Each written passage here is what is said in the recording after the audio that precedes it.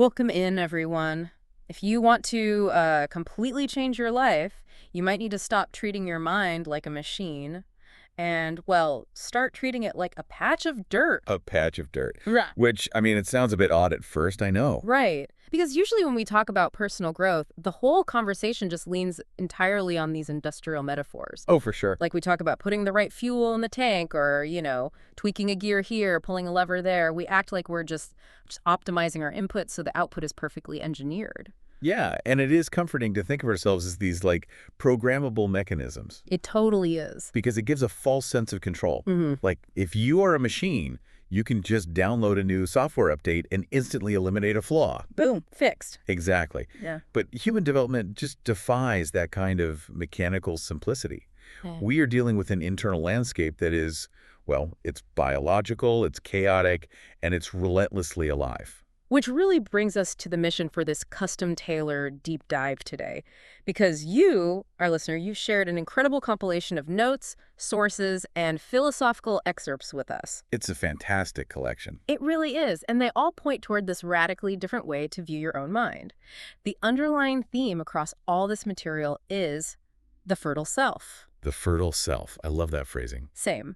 We are going to explore how abandoning the machine metaphor and embracing an agricultural one fundamentally alters your approach to habits, relationships, and success. And the bedrock of the notes you provided, it really rests on an observation from the 19th century philosopher Henri Emile. Right, the quote about fire. Yes, he wrote that fire purifies everything in the material world, but love purifies everything in the spiritual world. Which is very poetic. It is, but if we look past the poetic phrasing, Amiel is basically outlining a psychological and an agricultural law here. Okay. It establishes the core metaphor for all the sources we are exploring today, which is this: you are a field. You are a field. Right. And what you allow to be planted in that field absolutely dictates the reality you will eventually have to live inside. Oh, yeah. Because the quality of a harvest is locked in long before the crops ever break the surface of the soil.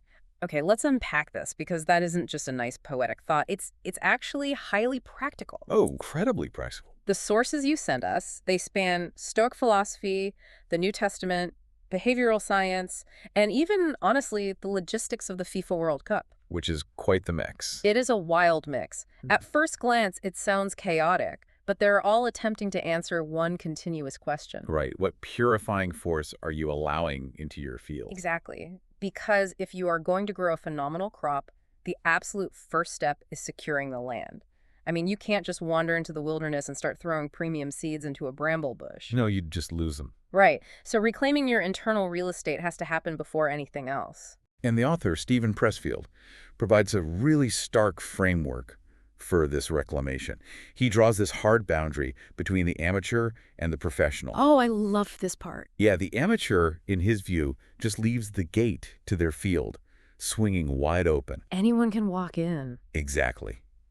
They allow their self-worth and their identity to be completely tyrannized by the expectations of the crowd. Right. They walk around imprisoned by what they think they ought to look like, or the job they ought to have, the opinions they ought to hold. This constant outside pressure. But the professional operates entirely differently. The professional claims what Pressfield calls the interior. The interior. Yeah, they step out of that shadow of what they ought to be, and they physically take ownership of their ground. They put up a fence against the endless demands of the outside world. There is a specific Stoic reflection nested in the reading that illustrates what this ownership actually feels like. Oh yeah, the still mind quote. Yes. The line is, "My still mind reflects only peace and holiness." And initially, a phrase like still mind conjures up an image of like an empty, passive waiting room. Right? Sure, like you sit on a white couch and just try to think about absolutely nothing. Exactly. But reading through the surrounding text, the still mind isn't a passive waiting room at all. It is an exclusive club with an incredibly strict bouncer at the door. A strict bouncer. I like that analogy. Right. It is a state of defended readiness. It's not just empty for the sake of being empty. And that distinction between passive emptiness and defended readiness is crucial, because the bouncer isn't there to keep the club empty. The bouncer is there to protect the environment. Right, to keep the vibe right. Exactly. The mind has been cleared, but the perimeter is heavily guarded.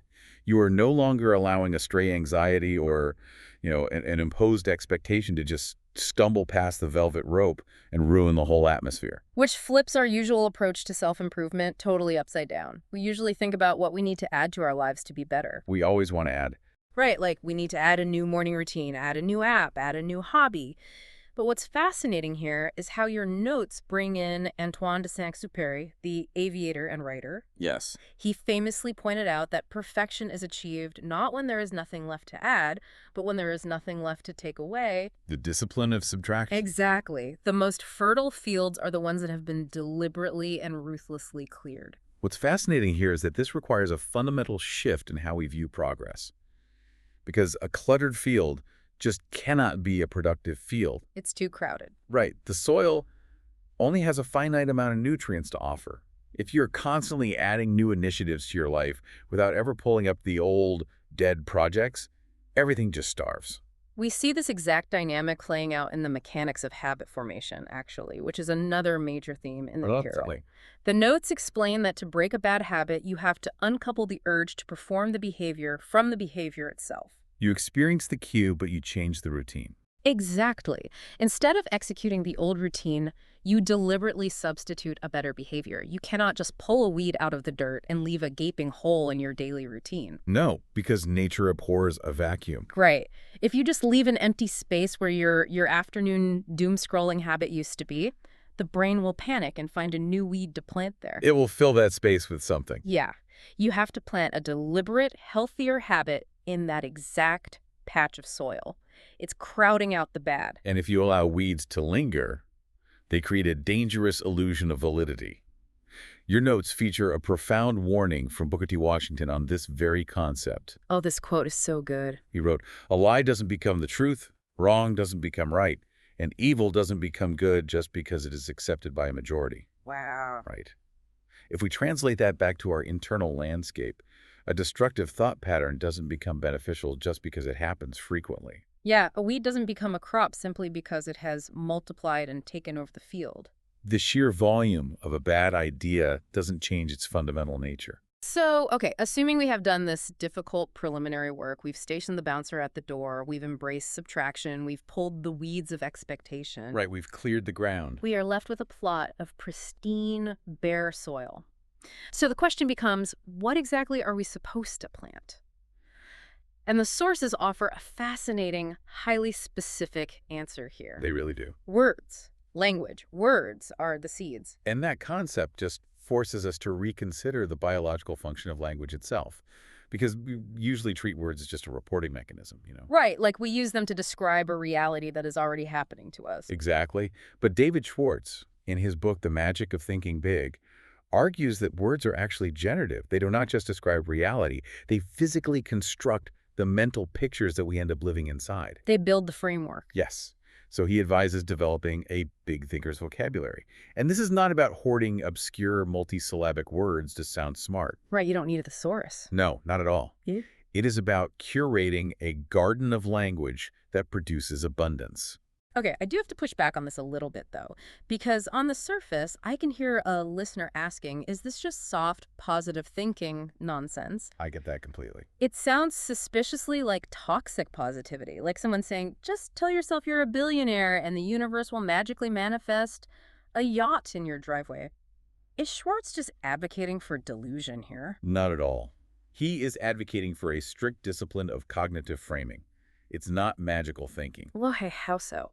Well, when Schwartz points out that saying you feel wonderful actually begins to make you feel wonderful, he is tapping into how the brain's reticular activating system works. Oh, the RAS. Right. Your brain is constantly filtering out millions of pieces of sensory data. When you plant a specific word like wonderful, you give your brain a directive. You tell it what to look for. Exactly. You tell it to start filtering for evidence that supports that word. So you are not ignoring reality.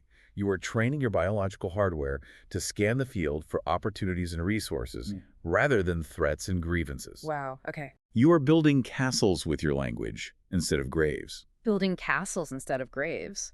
That reframes self-talk entirely. It's not about lying to yourself. It is about choosing which data points your brain decides to prioritize. Precisely. And this mechanism doesn't just alter our internal state, right? It physically alters the environment between us and other people. Yes, language bridges the gap. There is a quote in your notes from Clarence Thomas stating, "Good manners open doors that the best education cannot." That's a great quote. It really is.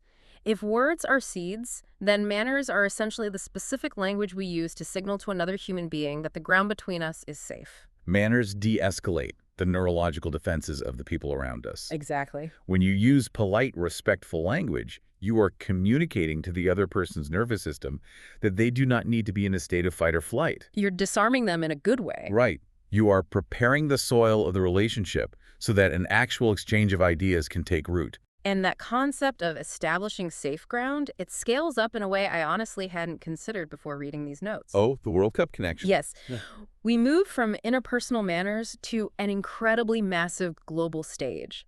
The sources include George Raveling's thoughts on the 2026 FIFA World Cup, which is going to be absurdly huge. Unprecedented scale. Just to rattle off the stats from the source we were talking about, 48 nations, Wow. 104 matches, Great. spread across 16 different cities in the U.S., Canada, and Mexico. Yeah, the logistical scale is just mind-blowing. But Raveling's insight is about the psychological impact of that scale. Right. He argues that a tournament of this magnitude isn't actually about soccer. It is about the stories we gather around. Okay, tell me more about that. Well, when you widen the field, literally bringing in more nations, you widen it metaphorically. It forces a collision of cultures. And Raveling notes that exposure creates empathy. Exposure creates empathy. Exactly. It is neurologically very difficult to maintain hatred for a group of people once you have been exposed to their individual stories. Yeah, once you have seen them weep over a loss or celebrate a victory. Right, because sports strip away the abstract labels. Right. You are no longer looking at an outgroup or a political adversary. You are looking at another human being who just desperately wants to belong to something larger than themselves. Which connects so seamlessly to an observation from Lady Bird Johnson that was highlighted in the material. I love this one. She said, "Children are likely to live up to what you believe of them." So if exposure creates empathy, then belief acts as a form of irrigation. Yeah, it's a powerful mechanism known as the Pygmalion effect in psychology. Your expectations of someone else literally alter their performance. Wow. When you project a generous, capable story onto a child, or a coworker, or even a stranger, you are watering their soil. You are conditioning their growth. Exactly. Your belief changes the way you interact with them, which changes the micro-signals you send them, which in turn gives them the psychological safety to actually grow into that potential. The challenge, though, is that a master farmer knows you cannot just spray water indiscriminately and expect everything to thrive. Right. Different seeds require vastly different environments. Exactly. If you want to cultivate potential in the people around you, you have to understand the specific chemical makeup of their soil. You have to read the ground. Here's where it gets really interesting, though, because this brings us to one of the most provocative sources in your compilation, Robert Greene's 48 Laws of Power. Oh, yes. This one definitely stands out. It does. Greene famously advises that if you need something from someone, you should appeal to their self-interest rather than relying on their mercy or their gratitude. Which can sound a bit harsh. I genuinely struggled with this when reviewing the notes. I mean, we just spent time discussing Henri Amiel's concept of love purifying the world and Lady Bird Johnson's generous belief in others. Dropping Greene's tactics into the middle of that feels completely contradictory. It sounds, honestly, manipulative. It does sound manipulative if you view self-interest purely as greed. Okay, so how should we view it? If we connect this to the bigger picture, Greene is fundamentally talking about the art of attentiveness. To read the soil means acknowledging what is actually there, rather than what you wish was there. Okay, that makes sense. For many people, their genuine self-interest is being philanthropic. They want to be seen as generous. It brings them social capital and a deep sense of purpose. Oh, I see. A wise cultivator pays attention to the unique motivations of the person in front of them. Appealing to someone's desire to feel important or generous is not manipulation. It is collaboration. Right. You are planting a seed that is perfectly adapted to their specific soil. You aren't trying to force an orange tree to grow in a desert. You figure out what the desert naturally supports. Exactly. That level of strategic observation leads right into the parable of the sower. The notes feature Tony Dungy's coaching philosophy, heavily influenced by Matthew 13. Yes. The parable describes a farmer scattering seed. The seed that hits rocky ground or the seed that gets tangled up in thorns fails completely. Right. But the seed that lands in rich, fertile soil multiplies 30, 60, or 100-fold. And Dungy takes that ancient parable and extracts a remarkably practical strategy for daily living out of it. He really does. He ties it to the advice in Philippians 4.8 about deliberately focusing on pure, excellent, and praiseworthy thoughts. But his insight isn't just about, thinking happy thoughts. Dungy applies it like a master landscaper dealing with a weed problem. The thick grass concept. Yeah. I found this absolutely brilliant. Because if you have a lawn full of weeds, your first instinct is to get down on your hands and knees and obsessively pull every single one. Right, you want to fight them all. But Dungy points out that you do not get rid of weeds by fighting them directly. You get rid of weeds by cultivating grass so thick, so dense, and so lush that the weeds are literally choked out by the sheer vitality of the lawn. They cannot get sunlight, and they cannot get water. Exactly. Flourishing crowds out withering. But the biological reality is just that. And think about how this applies to a bad habit or a toxic relationship. Oh, yeah. If you spend all your mental energy fixating on how much you want to avoid a bad habit, you are still actively watering the bad habit with your attention. You're still giving it life. Precisely. The alternative is to pour so much energy into your positive routines, your healthy relationships, and your meaningful work that the bad habit simply starves to death from a lack of bandwidth. The field defends itself through its own health. Yeah. That is so powerful. It really is. But, all of this visualization, imagining the lush grass, analyzing the soil types, selecting the perfect seeds of language, it is all theoretical. Very true. Eventually, the sun comes up, the planting phase ends, and the farmer has to walk out the front door and actually get their hands in the dirt. Because the harvest requires physical reality. Action over waiting. Exactly. And your sources do not sugarcoat this phase. The management thinker, Peter Drucker, appears twice in the notes for heavy emphasis. His warning is blunt. The best plan is only good intentions unless it degenerates to work. It is such a fascinating use of the word degenerates. It is, isn't it? It implies a fall from grace. Exactly. Because a plan in your head is perfect. It is clean, it is organized, it is flawless. But the moment you start executing it, it gets messy. Yeah, it degenerates into blisters, sunburn, and exhaustion. Right. But Drucker's point is that a perfect intention is just a seed sitting in a bag in your garage. It holds potential, but it will never yield a harvest until it is buried in the dark and subjected to the elements. And the sources back this up by attacking our common misconceptions about how success actually happens.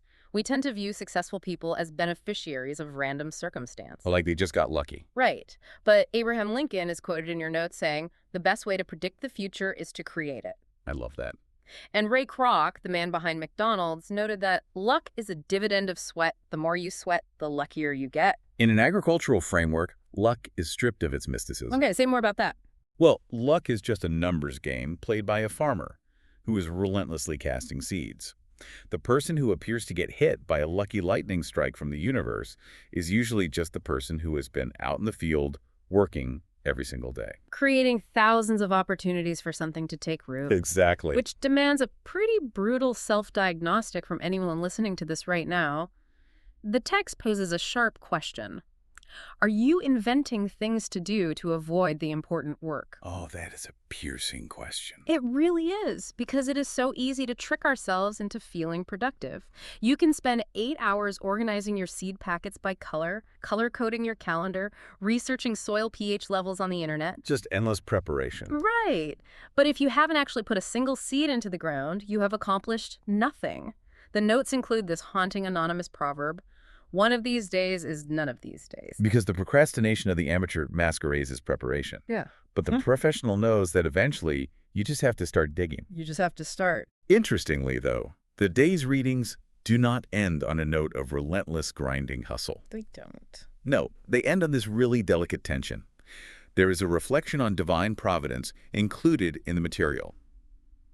If you are performing God's work, He will intervene on your behalf. Which, for someone who just heard that they need to sweat to create their own luck, that line might sound like a sudden invitation to just sit back and wait for a miracle. It could sound that way. Yeah. But placed within the context of everything we have discussed, it represents the ultimate mature posture of the master farmer. How so? It is the tension between extreme ownership and profound surrender. Oh, wow. You do everything within your physical power, right? You rigorously guard your interior mind. You pull the weeds of expectation. You choose words that generate abundance. You study the soil of the people around you. Yes, and you put in the grueling physical work to plant the seeds.